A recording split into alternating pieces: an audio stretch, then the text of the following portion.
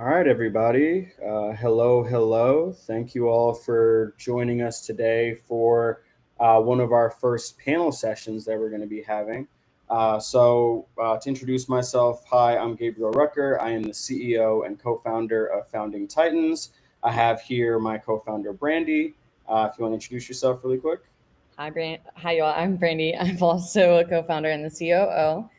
Just want to say thank y'all so much for showing up, and we really look forward to this session. We got some great people here, and we're going to go nice and deep and all the things. Please make sure you throw your questions in the chat. I'll be there absorbing it all. So, yeah, appreciate y'all again.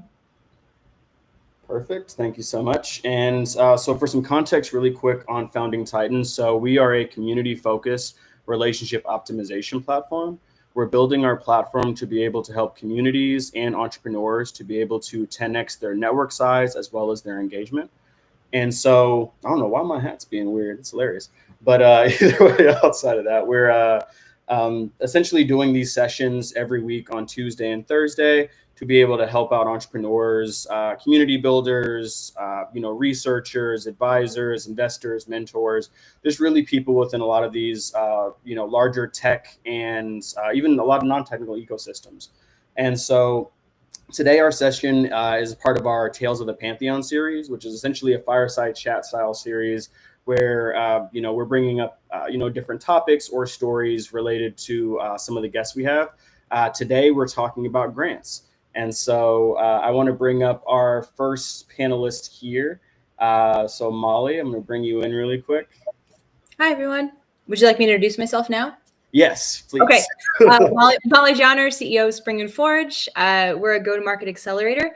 So essentially helping hard tech, defense tech, dual use tech companies and beyond, med tech as well, kind of go to market and then scale, connect to funding, grants, government contracts. We have a whole host of retired general officers and government officials that we work with to kind of help you scale. We've won over 90 million in funding over the last few years and really enjoy helping those companies sell largely into the government and the military industrial complex writ large. So that was my 30-second. I know you keep it short. I did it. Yeah, and if you want to provide any more context for everything, I mean, you can as well. Yeah, well, over the course of the conversation, I'm sure it'll come out. Perfect. And then the next person that we've got up is Jacob. Hey, Gabriel. Thanks for having me. Jacob Schoenberg, founder and CEO of Grantx. We are building the one-stop shop platform for being able to answer the question of what grant funding is out there for me and what grants should I really apply to. And we provide all of the project management solutions required to really kind of get from 0 to 1.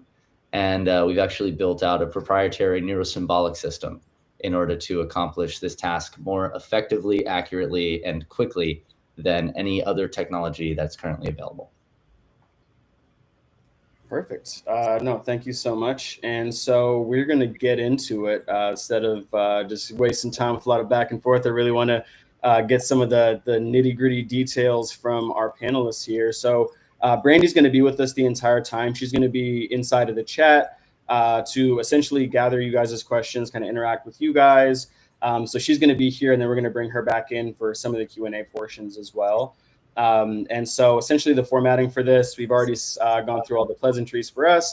And then over the next 40 minutes, we're going to be diving deep into some pre-submitted questions from some of our users, as well as just some questions that we've kind of generated around the topic of grants in today's society within the United States. And then after that, we're going to have about 15 minutes for Q&A. So just giving everybody the context there. But I will see you in a bit, Brandy. Let me go ahead and put you over on the side here. And then thank you so much for monitoring the chat for us. And so for the next portion here, sorry, I'm getting 45 notifications on my screen as I'm doing this. So I'm going to shut those off too. But really to start this off, so first question is, what trends are you seeing in the current grant landscape? And, what's changed in 2025? And let's pass it over to, I think, Mollie first for this one. Okay, sure. So we're in a really specific space thinking about, the military and hard tech and what that looks like. I think it's a really exciting time for founders who are building something, especially something really tangible. So thinking about infrastructure, security, thinking about those things, with the new administration, there's always a lot of questions that come up with that. And like, okay, what can I get funding for now? What are we, what is the government focused on? What projects? And I think there's three things that I see that are still being funded and have even more emphasis. And I would say it's security. So security in all fronts. What does it look like from a cybersecurity perspective? What does it look like from a physical security perspective? I would say infrastructure. So not just at a federal level, but also at a state and local level. How are we shoring up, for lack of a better word, our infrastructure, right? So trains, planes, automobiles, how we interact with those systems, what does that look like? And then I would say the third is actually ag tech, which I know might be out of left field for some folks, but I'm seeing a lot of funding around ag tech, and the USDA is actually pumping a ton of dollars into certain projects. And so I would say those three things off the top. No. Cool. Yeah. Yeah, and Jacob, so I know you were building a specific platform around grants, and I know you're doing a lot of like aggregating of data and being able to display these things. So you've kind of got I believe a unique perspective that I think a lot of people might not be able to see in some of these grant conversations. So if you want to share some of your insights on kind of how you see the landscape has changed over this year. Yeah, and I would absolutely back up what Mollie said.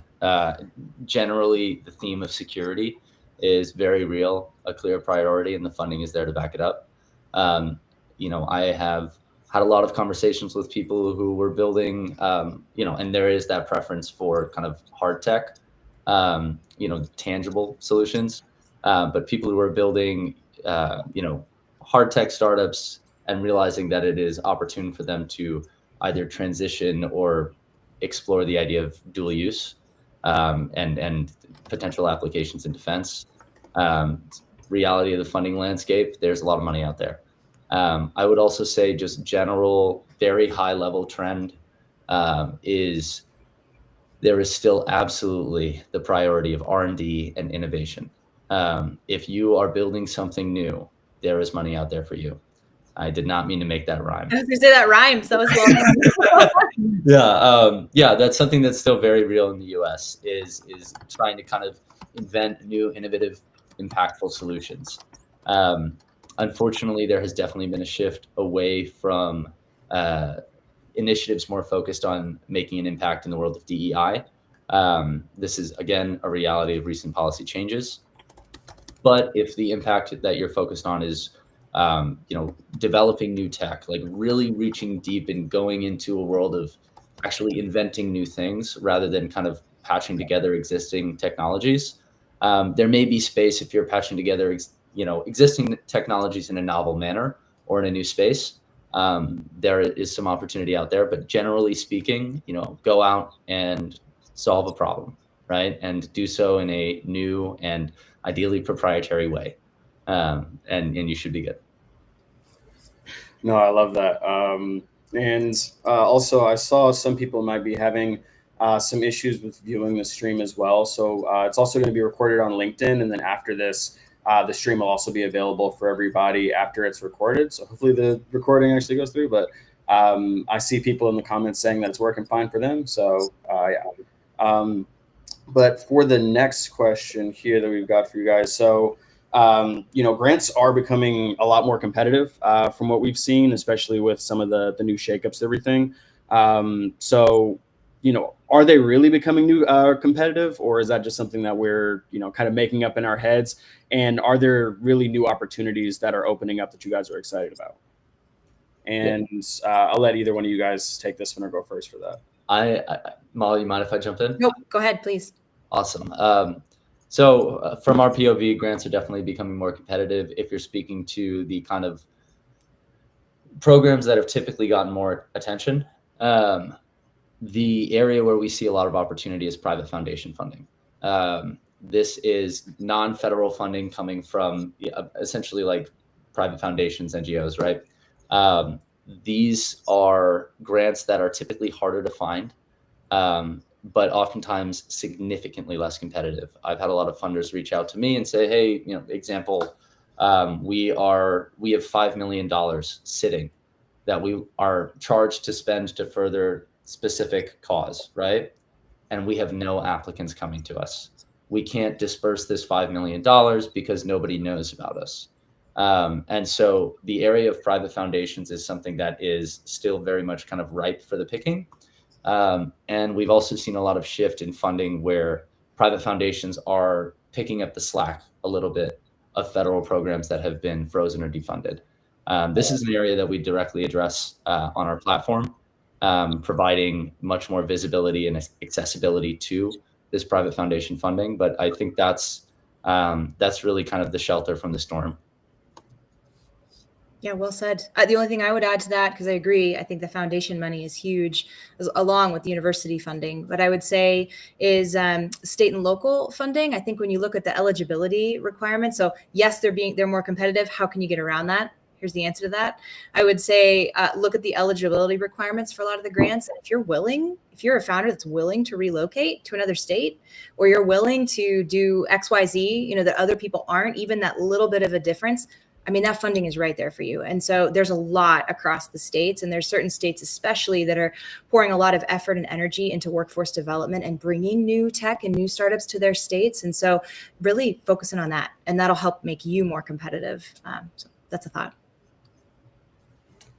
No, perfect. And thank you both for the context and information around that. And the next thing we're going to jump into is really what the different types of grant funding that's out there or available, and what the difference is between like a grant versus an open contract, and kind of all the details there. So I'll let Mollie jump in again and kind of take this one. Yes. So thank you for that. We really focus on both grants and contracts, but it's a really important distinction. So the open contracts, more often than not, you're partnering with a larger company. So for those who maybe don't know the terms, it could be called a big, it could be called a prime, and you're the sub. And so think I'll use from my experience, like Raytheon, Northrop Grumman, Google. These are all primes that you could partner with on different contracts that they already are running or on, right? Blue Forge Alliance is a really good example of a contract vehicle, which is essentially a nonprofit organization that is housing government money and doling it out to different startups as it makes sense. So they're a $2 billion contract vehicle for the Navy.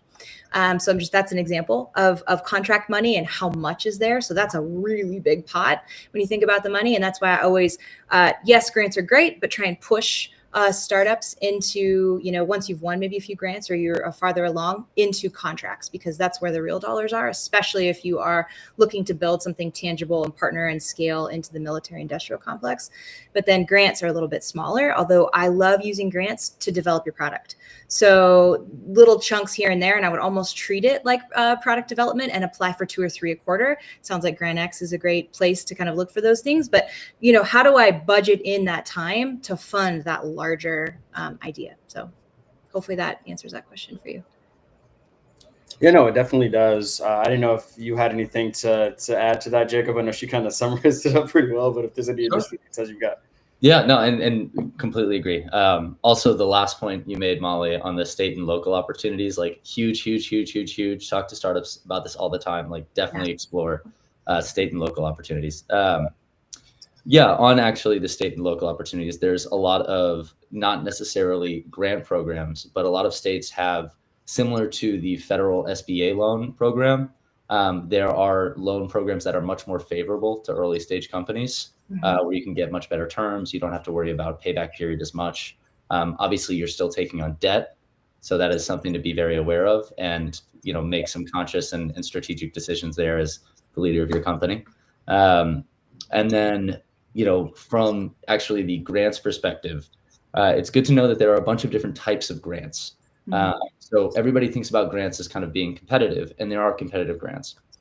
There are also formulaic grants. These are less traditional for startups, but this is something where if you can find one out there, maybe you're a more mature company, maybe you're in a specific space, particularly research, where you see formulaic grants pop up, it's checking off boxes and the money's there. That could be a lot easier when the environment has gotten more competitive as a whole. No, perfect. I appreciate the additional information, especially for the researchers out there. I know our typical audience for Founding Titans is more like entrepreneurs, communities, and everything. But for this one, I actually sent it out to a lot of people that are specifically researchers and really looking to get a lot of this tangible information. So thank you for kind of tying them back into this conversation as well, and kind of giving them some additional, thoughts or resources on how they can, get some of this funding for themselves. And so another question that's, I guess, kind of within the same vein, and then we'll, start, I guess, diving deeper into the individual topics themselves. But, what do you think about the future of grant funding and what that really looks like today? That's a big one. Go ahead, Jacob. All right, time for the shameless plug. I've been holding my breath. No.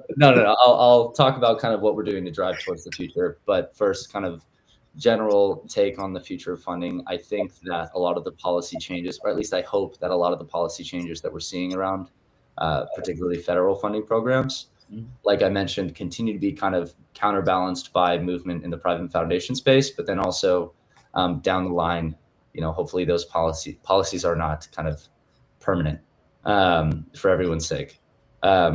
I also will say that I think the grant funding system as a whole, the way that this money is dispersed, is currently using a system that was established in 1977 with very little changes to it. That's why we exist.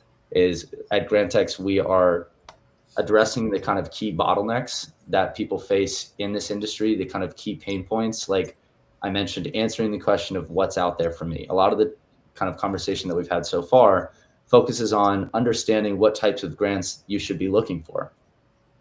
Because traditionally the activity of finding grants is using like a keyword search with an incomplete database, looking through newsletters, talking to friends, reading blogs. Our search agent, or what we like to call our recommendation engine on the Grantx platform, actually automates all of this. We build a report based on your organization for you, whatever we can gather publicly, and then there's a quick upload for any proprietary or non-public information. And then we use that to do context-based matchmaking based on the full context of every grant, the funder related to it, their funding preferences and patterns from our database of 672,000 funders.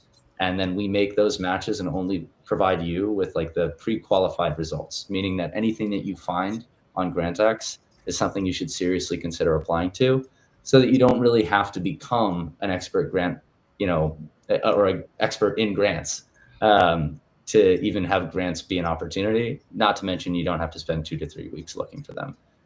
For us, and really for my vision for this system and marketplace as a whole, is to continue building out these efficiencies and making it so that a nonprofit or a starter that is going out and trying to significantly impact or change the world doesn't have to spend the majority of their time dealing with grants. It's something that they can do quite quickly. Yeah, and for Alicia in the chat, she wanted to know how many again. So if you were able to hit us with those quick numbers. Yeah. So we have 672,000 funders in our database. That includes federal funders, private foundations, state and local opportunities, as well as various philanthropic and corporate giving programs. Okay, awesome. No, that's I know it's extremely difficult for platforms to get all of that data, and especially being able to match people on the back end. I mean, we're doing some of our own recommendation algorithms, and oh yeah, that's where we're trying to work with you guys on that front. So we'd have to do that on the grant side. I'm just having war flashbacks in my mind when I actually was trying to create this myself when we met last year. So no, we're good. But Mollie, I know that you might have some additional information or context around this as well, or even if you wanted to come in from a different perspective on, what you think the future of grant funding looks like. Yes. Yeah. I will say, well, that was a great answer, first of all. Second of all, I think that with the age of tech and how slow the government moves, it's going to be really, really interesting to see those two things collide. And startups move fast and the government doesn't. And so I think the future of funding is going to be really interesting as we see tech like Grantx and others try to kind of turn that big boat, you be as the rudder, and see if we can't start getting things more efficient and streamlined. I will say, I think business is still going to be very much relational. I know that the search itself is automated, but I will say that especially on our end, like who's in your network that you know that wrote this grant. Context is everything. Are they super technical? Do they want more of an overview in a grant? Like, I still think reaching out and being people as we like sprint into the tech age. Every day I feel like I wake up and there's something new and different, but still no AI to do my laundry. So someone in the chat needs to focus on that. Something like that, right? But I just still think, I will say that I think funding is going to become increasingly relational, because I think that's going to be the only way to fill that gap between the government and the startups that are moving at light speed. It's just my perspective. Do you mind if I actually kind of add to that too? Because I completely agree. By all means. Yeah, I mean, at the end of the day, it's people, right? Like you're saying, like, though we're talking about this system that's in place that's outdated, the people in this system, that doesn't go away. Like, the people component will always be needed and will always be kind of, I think, one of the most, if not the most fundamental components of how funding gets distributed, right? Yeah. We're just here to try and kind of offload the non-people activities. Yeah.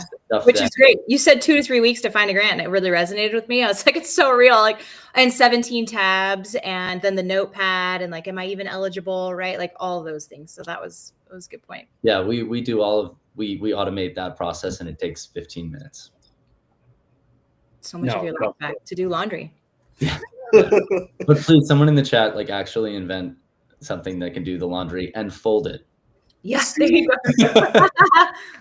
You know how expensive that's going to be? Like, just as a very, very quick side tangent, we had a company. So I'm also associate director for Founder Institute, and we had a company that was trying to build exactly that for a laundry thing. It was going to be like $5,000 just to buy one of them, like, which is why they didn't build it.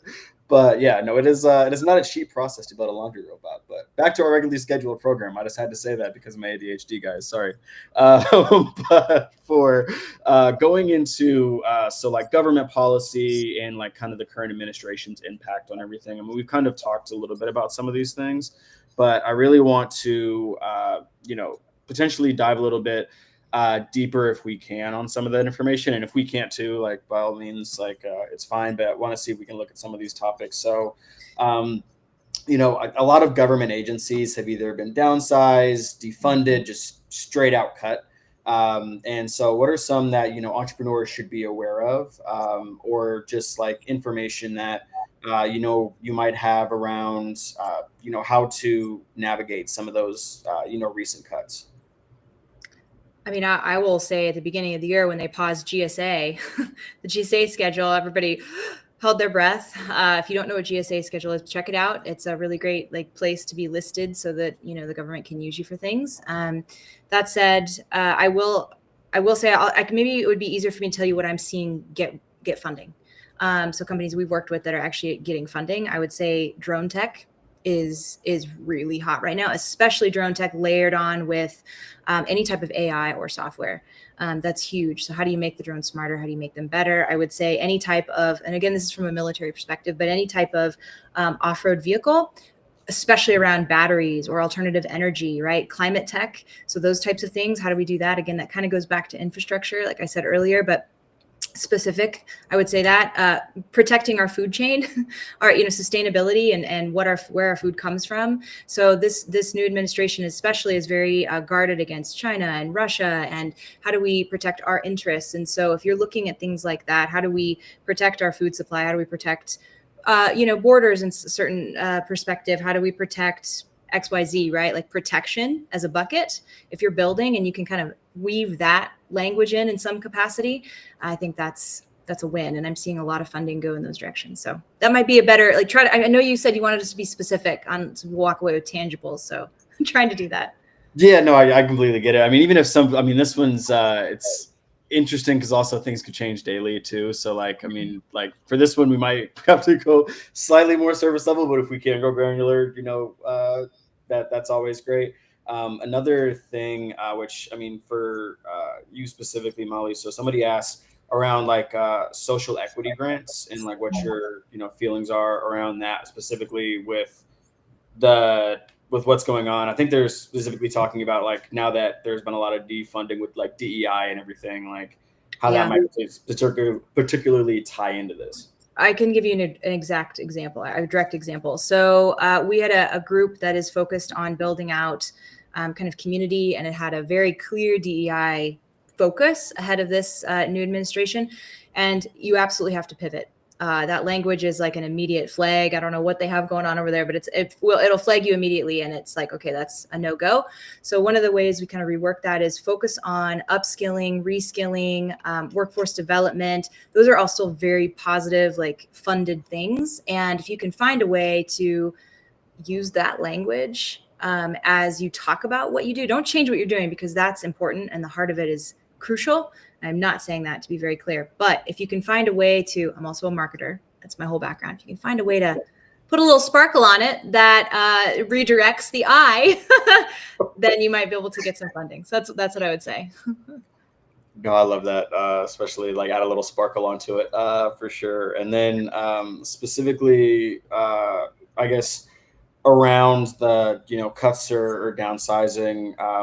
For you, Jacob, are you seeing anything interesting in regards to like you guys kind of fetching this data, or like even with potentially getting some folks that you're working with or trying to work with while you're building out the platform you're building, or really just any other perspectives around this that you might be able to add?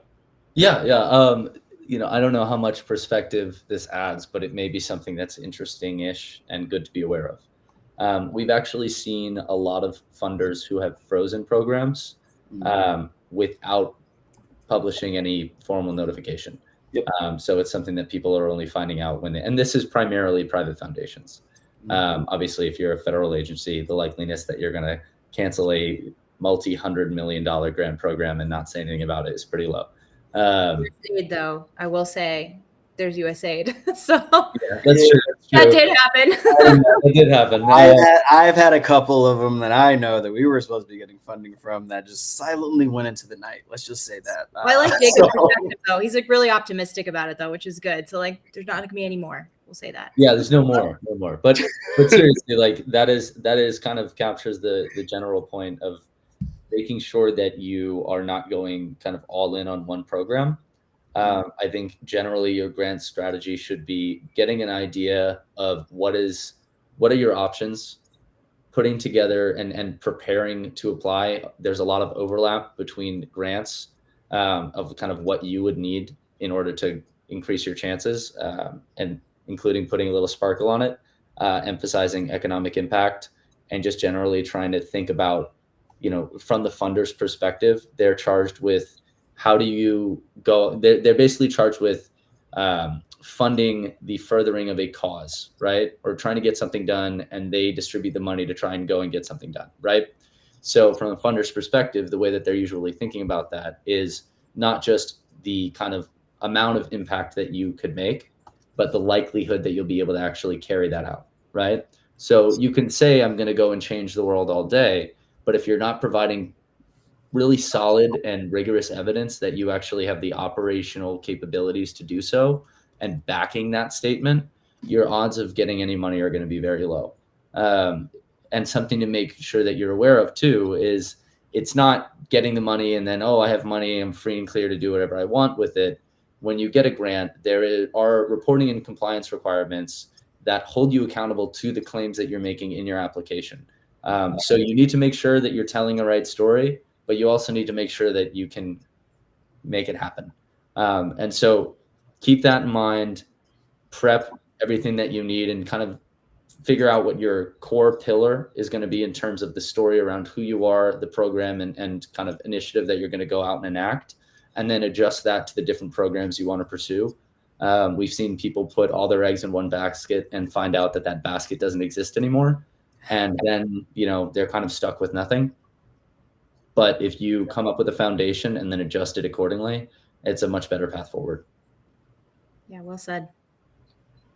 Yeah, no, perfect. And I think we kind of highlighted the next question that I had. So I'm going to actually go down and look at another area. So we talked about the current landscape and how a lot of those things are being affected. So now let's talk about, how do you even really apply for grants, right? So I never like to lead with the negative, but I think it's really good in this case. So, what are the biggest mistakes that people are making when applying for grants from you guys? And I'll go first with Mollie for this one. Oh, I get to go first. Okay. I was going to say Jacob, but no, I would say writing generally for something that's very specific.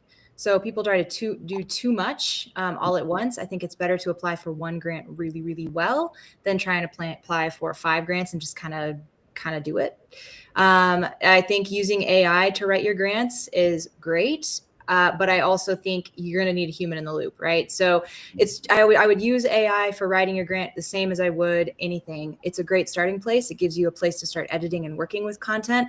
But just know that you're absolutely going to need to be very specific and start to tailor it, because there's a lot of SME type, subject matter expert type questions and things you're answering that are specific to you.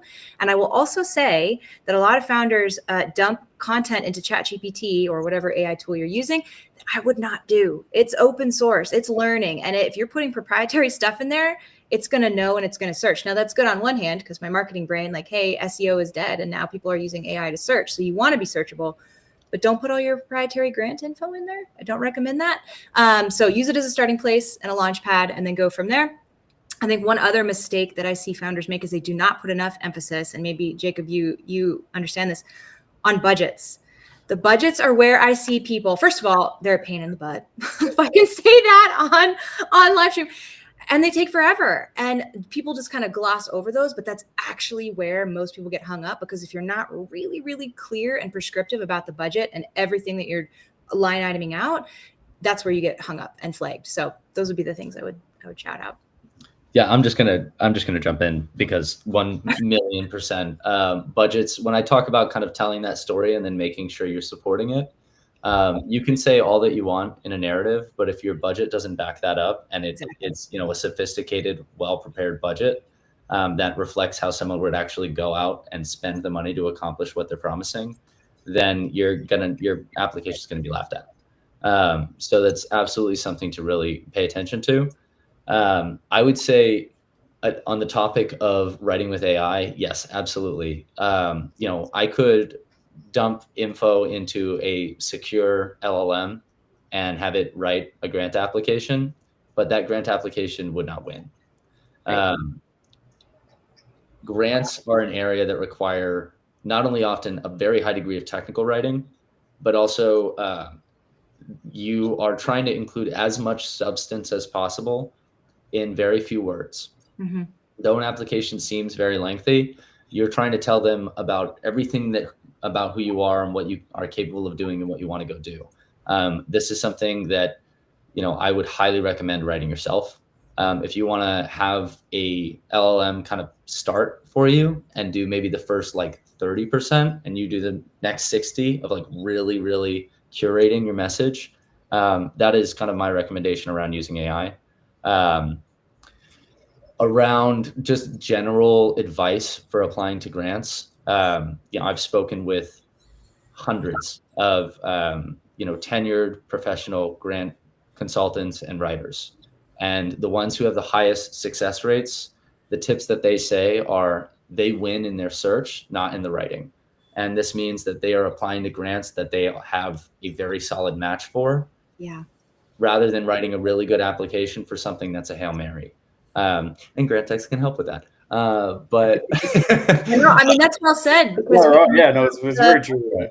Because the author could be looking for someone specific, right? And they already have that person in mind when they write it. So you're not going to be able to know that until you start to do that search and understand okay, what does this look like? You never had a shot to begin with, essentially. Exactly. And the other thing is, man, oh my God, it's so hard not to call out features of our platform because it addresses so much of this, but I do want to keep this on topic. But the other thing is following the instructions. Yeah. The most kind of successful grant professional grant writer that I've ever spoken with, when I asked her what is her tip, what is her magic touch, she says, I just follow the instructions. Yeah. Oftentimes there are pretty intense requirements around, what is your margin and font size supposed to be, not to mention word count. And if you're a funder reviewing thousands and thousands of applications, you need a quick filter to disqualify. Yeah. And oftentimes they use those formatting and other kind of detailed instructions to do so. So make sure that you are paying very close attention to how they want your application to look and what they're asking for, make sure that you are catering your argument towards the funder themselves. It is very easy to think about your application as just talking about, what am I trying to do? I'm a founder. I've written grant applications for Grantx. That's actually, we bootstrapped for a long time using grants that we won on our own platform. That, you know, it was super easy to just talk about Grantx, right? Which clearly I like doing in the applications, but that is, you know, you have to cater it towards the audience. You have to make sure they're not excited about what you're doing. They're excited about what they're trying to get done and how you're going to help them do that. And so make sure that you're taking that into account. Can I add one more quick thing? Because I've seen this happen. Submit your grant early. Don't wait until the deadline or the day of, because I'm going to tell you what, the government websites will go down, and that's on you. They will not extend the deadline. They will not give you grace. Once that application closes, it closes. And I've seen that happen more often than not. And it's terrifying. So make the grant deadline like a week before it really is, so that you have time to submit it. And I see people just waiting till the last minute, and then it all goes wrong. And I'm also going to add something on too. No, go ahead. Yeah. Make sure you're reaching out to the program director or whatever contact you can find related to the grant prior to submitting your application. Even if it's not something that they include as like a formal step, reaching out and saying, hey, here is a quick blurb on what I'm applying to this grant with. Does this seem like a good fit? I want to help however I can. I want to, you know, work and be a part of this program, et cetera, et cetera, et cetera. Find alignment, develop that relationship. Mm-hmm. Yeah. Yeah, no, I mean, I'll add something in there as well, just as a helpful tip, since we're talking about those. Like, and this kind of goes with any applications for any businesses, just period. Like, you know, have a file saved for a lot of these responses that you're giving, because you might be able to like reuse or tailor that stuff for, you know, future applications, or even if you're going after that same grant next year, whatever it is. Okay, I can compare what we currently have with, you know, what we're, you know, submitting, and then trying to make the proper tweaks to, you know, ensure that you do get, you know, that second pass through, you know, potentially, right? Like, and that's just for any application ever. I mean, we have mountains upon mountains of information that we have saved for literally every application that we've ever done. And it's helped gradually as we've moved through, because it's also a great reference point for us, like with grants, as well as with like applications to accelerators, you know, applications to, you know, funding competitions, you know, open contracts, like contract materials we've sent out. A lot of that stuff is always really good to just have on hand. And then it's better to tailor something that you already have than to trying to basically recreate something fresh for every single application as well. And just having a reference point, really. So hopefully that was also good information. The grant people will tell me if I'm wrong. No, it's good. It's good. And it's historical past performance. You know, if you've written grants, you know, before you have that experience, then that actually helps you win future grants. So, yeah, exactly. And I know we kind of went over some of this with the previous question, but if there's any additional things we might want to add for like what makes a really strong application versus a weak one. I know we already talked about, you know, some of the things like, you know, reading the information, actually applying that to the grant, like stuff like that. But I don't know if you guys had any additional information for going deeper on that, or if we kind of already hit all the topics there. I think one thing I would add is having a good partner.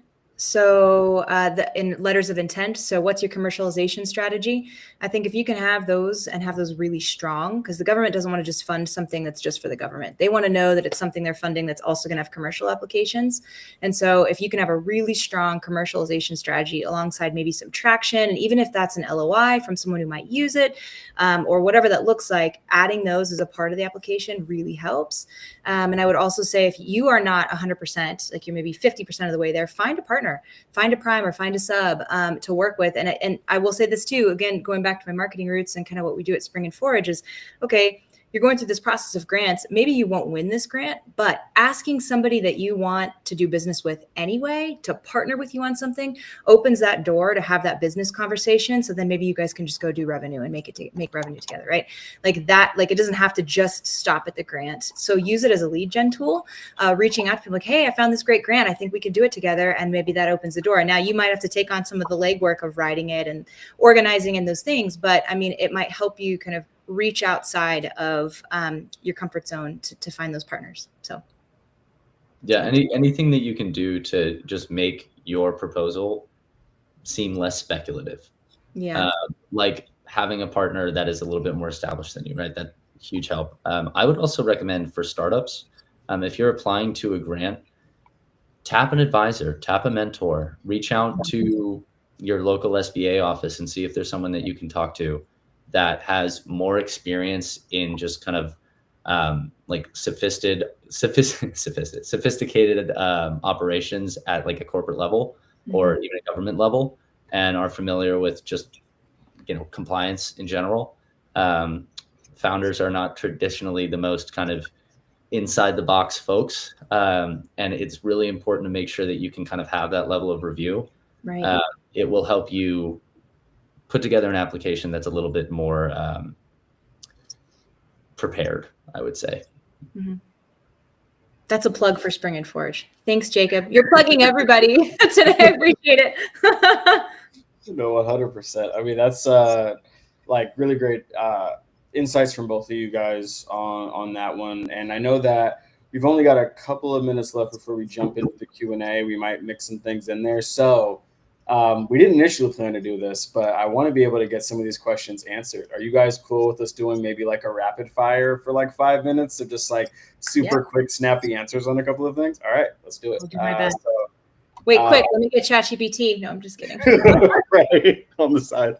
But all right, so around like language, branding, storytelling, does that matter in a grant proposal? Yes. Yeah. Okay.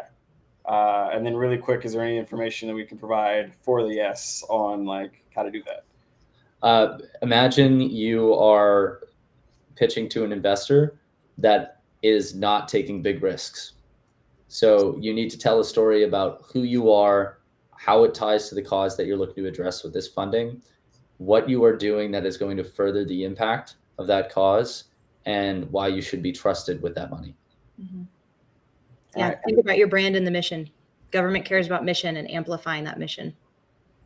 All right, and I think this question is going to tie to both of you guys, but I think specifically one other person. But finding the right fit, what should businesses and nonprofits do for identifying the right grants to go after, the right tools and resources for tracking them, and then also, how do you find grants that are, how do you avoid grants that are not worth pursuing? I honestly just use Grantx. We've spent the last 2 years to automate and solve this exact problem. And we're win-based, meaning that you can come on board, use the platform, and you don't have to pay for it until you actually get success out of it. We're not taking from the grant. That is key. But we guarantee ROI for businesses using our platform. So seriously, like hop on. All you have to add is your organization name and your URL.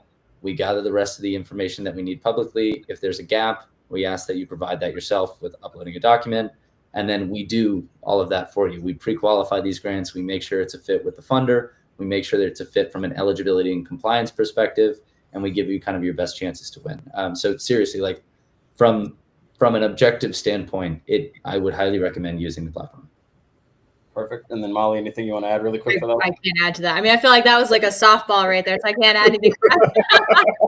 It wasn't meant to be, I promise, guys. But and we have like a free trial too, if you prefer to use a subscription but want to try it out. But like seriously, like I'm trying to make this accessible and like democratize access to grant funding. So like, please. And if there's something that you don't like, hit me up on LinkedIn or fill out a contact form. I'm happy to hop on the call. Perfect. And then also for everybody too, the reason why we're doing rapid fire right now is because we want to get to your questions for some of these. We have one of them queued up, but want to make sure. So if you guys have any additional questions, definitely throw them in the chat just so we can see those. And then Brandy, just in case I'm not seeing them all too, just make sure you have them prepared if there's any on LinkedIn from your end, because I've been monitoring the YouTube channel more. And so let's go with this portion of it. So specifically for you, Molly, what do people often underestimate when it comes to like managing the grants after they're awarded, and then some best practices for, like reporting, compliance, and building trust? Oh, well, is this still quick fire? Because that's a big question. I feel like we could take a little bit more time for this one.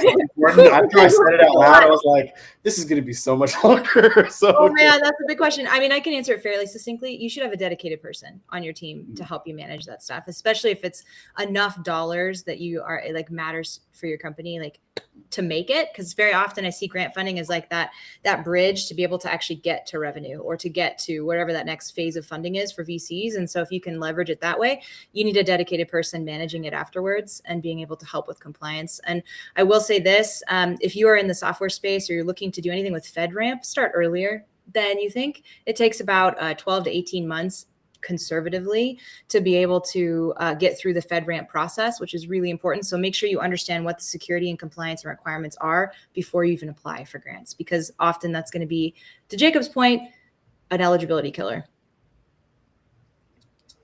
perfect. That was an amazing response for that. Yeah, that was an awesome answer. Okay, thanks. I was like, you know what? Like, no notes. Okay, So let's go ahead and jump into Q&A. I'm going to bring Brandy back in here for this. Brandy, give me a thumbs up on your end before I bring you back in for the camera, because I can see you. You just can't see me. If you, I'll let her turn her camera back on and all the other things, and then give me a thumbs up and you're good. All right, sweet. All right, so now we're going to head into the Q&A portion here. I favorited one of these, but Brandy, I'll let you take this if you want, or I can do it. It's up to you for this. But let's show a first question here for everybody.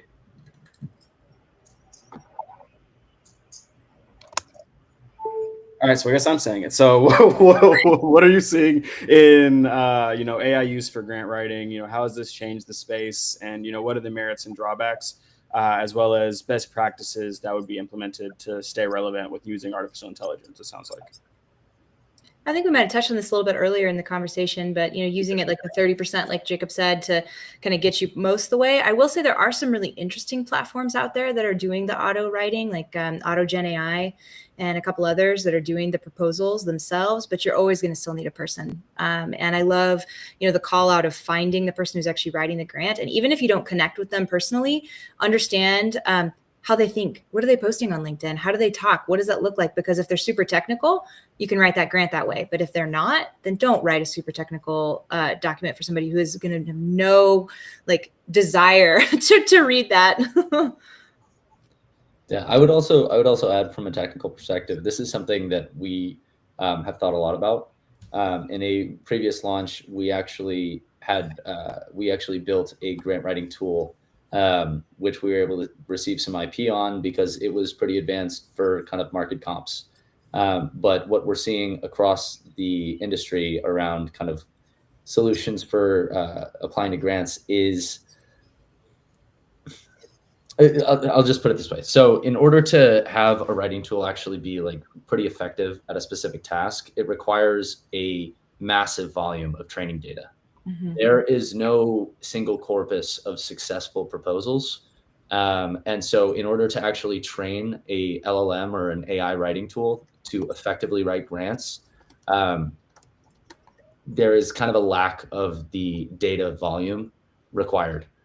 So you're basically going to be stuck with something that is going to be maybe a little bit a standard deviation above just your typical ChatGPT wrapper. And so it's something I'd be very wary of, because oftentimes people end up getting kind of tricked in by a fancy UX UI. And UX UI can be really useful for editing and revision. And so that's something where there may be a lot of value. But if you are hoping, like many people do, and it's a very intuitive thing, it makes a lot of sense, that you can just use AI to write your grant application, that's not going to be available for a while. And by a while, I would say somewhere 2026. Yeah, I agree. Well said. Okay, perfect. And one of the other ones that I can't put up on the screen here, but I will just share in general is, how should small teams or solo founders approach the grant process if they don't have a grant writer? So one more time, what was the question? Sorry. Yeah. So essentially, how should small teams essentially approach the grant process if they don't have a grant writer? I mean, I would say it's exactly the same as how do you approach marketing without a marketer? How do you approach sales without a salesperson, right? It's no different than like any other function. You just learn it if you're bootstrapping and you just kind of figure it out, right? Or you talk to people in your network who have done it. I'm available. I'm happy to chat for the folks that are part of Gabe and Brandy's community. Reach out, happy to help, coach. But you really just have to do it. I don't know how else to answer that question. No, Gabe, I feel like you brought this call on to mess with me and just see how many times I would shamelessly plug I promise I didn't do that, but I did have some people submit questions beforehand. This is why I think I chose the panelists well because of this. So because it's almost like the questions directly apply to your space and what you both are working on. It's great. But no, I would absolutely agree with Mollie's answer. Like for our grants that we were awarded, I was hands-on with the applications. I did use our tools, but the tools can't do it by themselves. And I know that's the hope that many founders have, is that this is something like that they can just kind of offload to AI.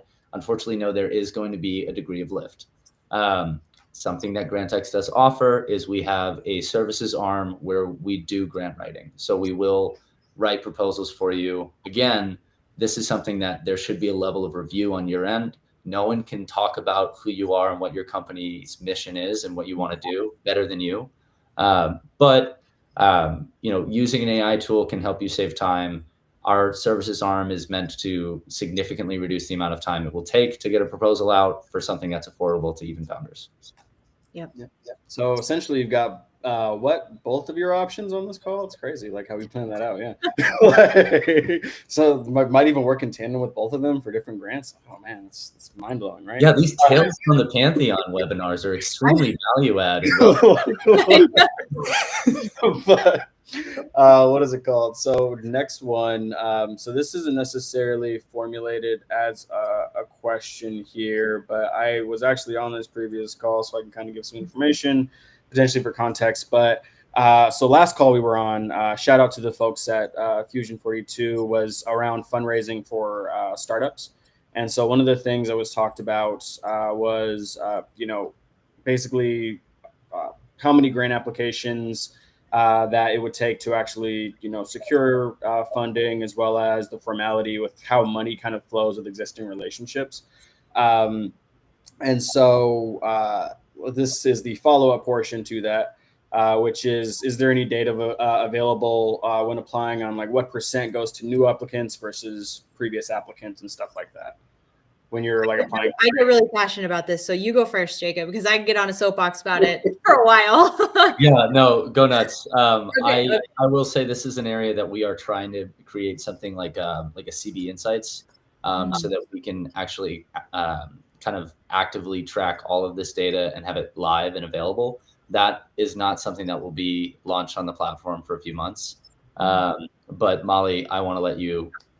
I mean, I'll try and rein it in, but I get kind of passionate about it because it is very much old guard to the earlier piece there, and that's where what I talked about earlier with contracts. So you think about grants. Okay, the grants not so much. I don't think, actually, to be honest, grants are really meant for R&D, new things. But when you think about the contracts, it's all about who you know and what they know. And so when I said go after partners, that's really how you break your way into some of those older spaces. And so it's also one of the things that we've really focused on our side. We have over 300, we call them door openers, for lack of a better word, but they're retired general officers and government officials who've read these grants, who have had them on their desks, who are like, hey, I know exactly what they're looking for. And I can't tell you how many times because we only have like the people that we like to work with. We have a rule, right? We don't work with jerks. And so it's like, how do we break into these spaces and have these brand new, awesome, amazing founders and startups who are excited and they need this funding, but then it goes to Raytheon or it goes to Northrop Grumman. You're like, well, you don't really need that. Why did you win that? Or, and this is going to be the other piece of it, how many times have you seen something on Amazon that's like a bestseller and then all of a sudden Amazon's selling it? Same thing happens in the defense industry, people, right? They see your amazing startup, and then all of a sudden now Raytheon has that exact thing, right? Not throwing them under the bus. I'm just saying in general, right? That's how innovation works. And so when you're thinking about who you're partnering with, pick your partner carefully, but also know that more often than not, it's a broken system, and you have to go that route to be able to break into those circles. And totally agree. I want to add on to this because this is something that's actually absolutely a reality in the grant space, less so than contracting. But I mean, think about it this way, right? If you need to make sure that your lawn gets mowed, right? You're looking at all of the different lawn care services. You find somebody, they do a good job, and you pay them, and it's good, right? The next time you need your lawn mowed, you're going to go with the person that did it effectively, used the money properly, got the job done last time, right? It's going to be a lot harder as a lawn care service to disrupt that pre-existing relationship. And so you need to kind of understand, I kind of speak to people about it this way, right? Mm-hmm. It's one thing to understand the flaws in the system, but if you are not actively going out and taking the proper action strategy and long-term, kind of roadmap to trying to fix that system, regardless of what system it may be, right, you are kind of stuck in the position of having to either play the game or be left out. And so I highly recommend, again, like I said, contacting a grant program director prior to applying. If you are at an event and there are people associated with a foundation or agency that you want to get funding from, go introduce yourself, see if they'll schedule a call, try and have coffee.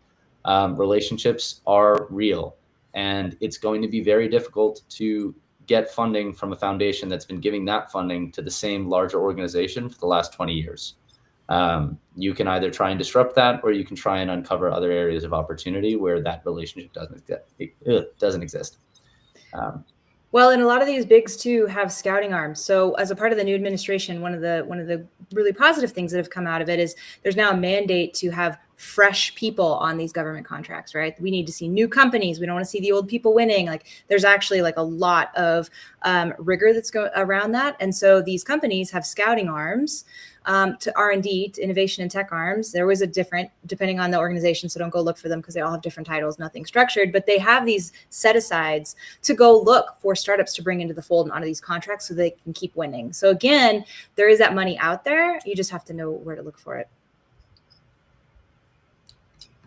No, perfect. That was honestly really great responses. I don't know if you guys are okay with going like 3 or Sure. 4 minutes over. Okay, perfect. Because I do want to wrap it up with this final question, and then we'll go into amazing closing thoughts, and we have some links to share and some other announcements on our end. But with the final reflection, so what's one thing you wish that every business leader knew about grants that they often don't?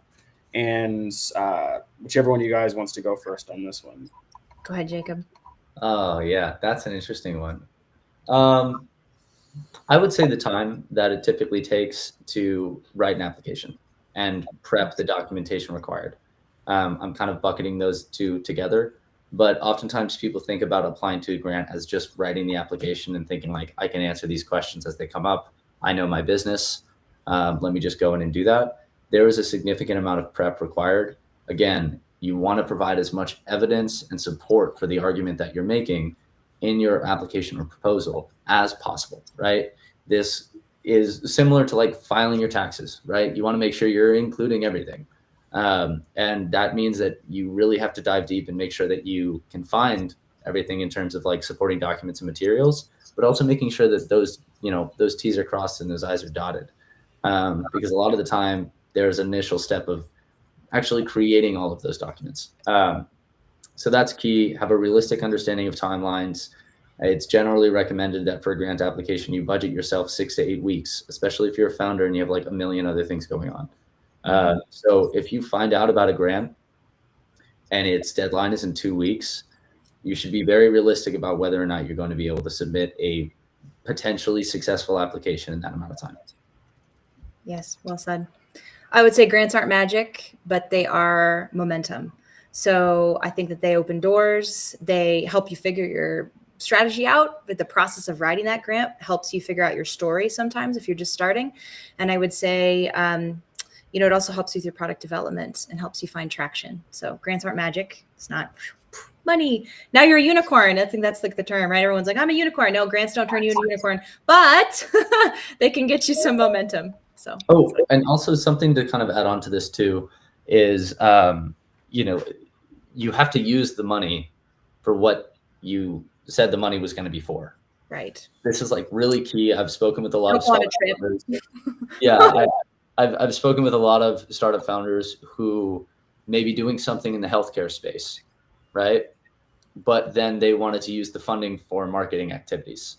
And there are some programs that allow that, but more often than not, they want to focus on like the tech you're building, the impact you're making in this specific niche of the healthcare space. They don't want to see you putting that money towards, you know, team t-shirts. And so be very aware of that. If you are getting free money, it's not free. You are required to use it how you said you would use it, and it will need to align with that funder's preferences.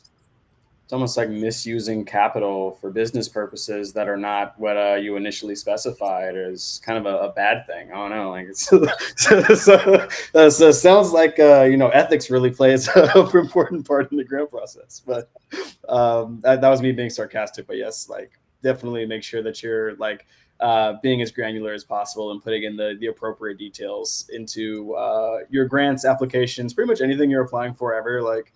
Be as transparent and like actually put the appropriate information in there. We all know that we love really lavish trips to expensive countries, but that's not what grant money is for. So. And it can be really valuable to jump through those hoops as long as they don't take you too far off of your kind of trajectory.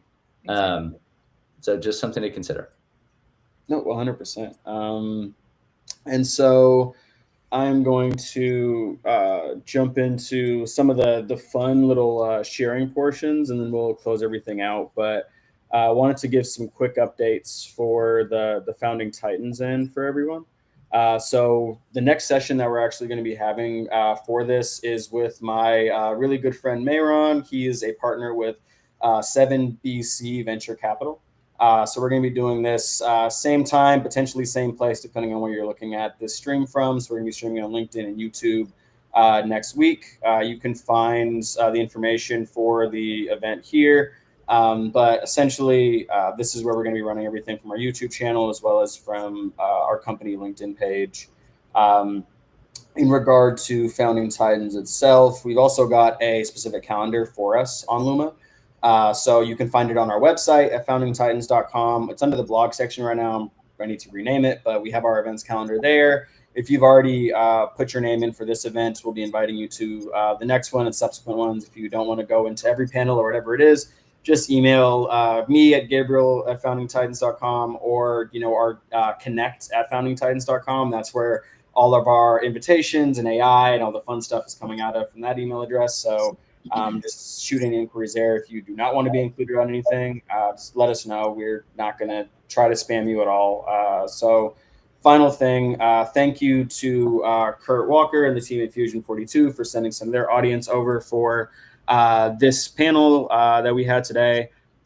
So they are running their Global Super Accelerator that's going to be coming soon. They also do sessions every week, Tuesday, Wednesday, and Thursdays, usually when they run their events. They have Pitch Kung Fu this Thursday as well for founders to jump in and practice their 2-minute pitches in front of investors and industry experts. So if you're looking for feedback, community support, whatever it is, definitely jump over and chat with the Fusion team over there. And then, of course, we have our amazing folks at Spring and Forge. So we are actually using them ourselves for our grant writing right now because we need it. I'm not going to lie. Like I am not a grants guy. I'm a business guy. So, if you really need help or support, they are an amazing option. And also not just on the grant side, they do a couple of other things. I don't know if Mollie, if you wanted to share quickly some of the other details or just kind of rehash that really quick. I appreciate it. I mean, your word is better than anything I could say. So I appreciate that very much. Grant writing, the go-to-market piece, right? So product market fit, all the marketing pieces. And then really the big thing that we do that's very different from other places is expanding into the larger, like the bigs and the primes. We have all of our retired general officers who can help you if you don't understand how to sell into the military or the government. So, yeah. Perfect. Thank you so much. And then we have our favorite person here, Jacob with Grantx. And so if you want to give a final quick little shout out for the recent product launch and what people can expect and how they can connect with you on that side of the process as well. Yeah, absolutely. Hit me up on LinkedIn, Jacob Schoenberg. The link is, I believe, somewhere. Yep, on the screen. Awesome. And yeah, we're really about trying to kind of make the world of grants more accessible and transparent. We've spent a lot of time, and had a lot of people working tirelessly to build the technology required in order to answer that question. Like I said, what's out there for me and what should I apply to? And we have set up our platform so that it is easily accessible. You can go on and without having to spend any money, experience the value of the tool. And that's really what I want to share. So please hop on grantx.com and hopefully it's something that can make this a lot easier for you. Yeah. And depending on when you are looking at this, so Founding Titans is currently doing pre-orders for our platform. We are basically building an AI recommendation algorithm that helps our users with finding the right people, businesses, communities, events, deals, and resources. So whether you are a community, an organization, or just an entrepreneur, or somebody that's looking to either get more engagement or looking to build out their network or even maintain their network, we're building out software specifically for you guys and really just trying to help professionals with this crazy process we call networking. And so really want to, make sure that we, highlight some of this stuff. We're obviously doing a lot of different events. We have an event in September as well for founders and investors in Austin, Texas to kick off fundraising season. For those of you guys that don't know, fundraising season is Labor Day through Thanksgiving, essentially, for the next batch that's coming at the end of the year.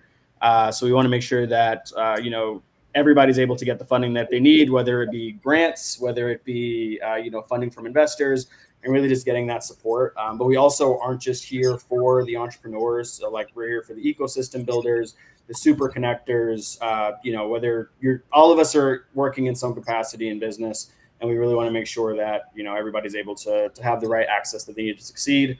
Current pre-orders right now. So if you're looking at this in the future and you're like, oh, that price isn't there anymore, that's because you waited too late. So we're doing $10 for the entire first year once the platform launches in Q4, and you get early access to it for our open beta. Normally the prices are $29.99 or $49.99 per month, or even more than that for the enterprise plans. And so if you're looking for the enterprise side, we can help you out there. If you're looking for